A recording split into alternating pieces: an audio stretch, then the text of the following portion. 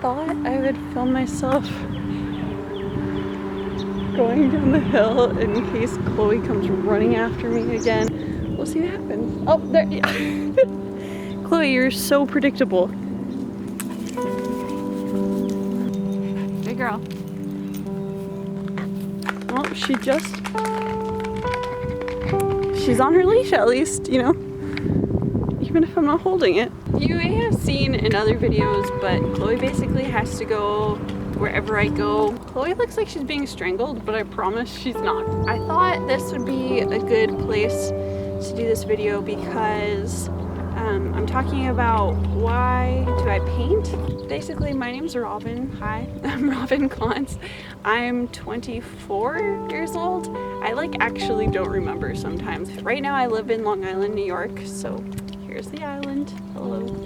I grew up here. I always loved art. I got into BYU, which is a school in Utah, and I got accepted into their art programs. At first, my goal was just to copy Jenny Morgan, who is a figure-based painter. She's contemporary though, and she's amazing. So that was my goal. It was be as good as Jenny Morgan. I really worked hard on hyper-realistic portraiture from 2010 to 2013. Within that time, I was getting close to graduating, and when you graduate, you have your big final show. And I was gonna do it in portraiture. It was summer break, and then when I came back, I had a semester that I had to prepare and do my show within. That summer is when I got married. Me and my husband, Kyler, can't see, to make calls while we were on our honeymoon, since we were on the cruise boat and we were out in the Caribbean. We didn't have phone service, so our cruise was over and we were in the breakfast area, and I got a call as soon as I turned my phone back on from my mom, and that's when she told me that my dad had died that same morning. It was a really unexpected thing. He was in really good health. If I remember correctly, what happened was he was sleeping, and for some reason an artery in his neck burst. So while he was sleeping, the blood went into his stomach and his lungs and just filled them up, and basically he drowned. We actually were able to be home in time to watch the sunset, and it was nice. We went right over there. All my family sat and we watched the sunset, and said it was the dad's sunset. I had a summer to mourn, and then I went back to school. I had to present what my final show was going to be and come up with my concept for all my paintings and everything. When I went to present it, I just realized that I didn't care to make the same stuff I used to. We have these artist talks at my school, and I was supposed to lead the speaker through the studios.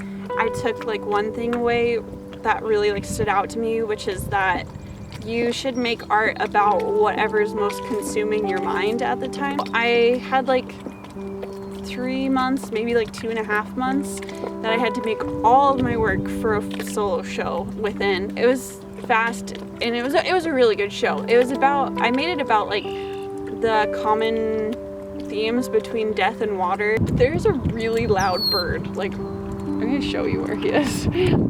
Just right on top of that. Put this back here. So basically, we've been in New York now for 3 months. We lived in Utah for 6 years.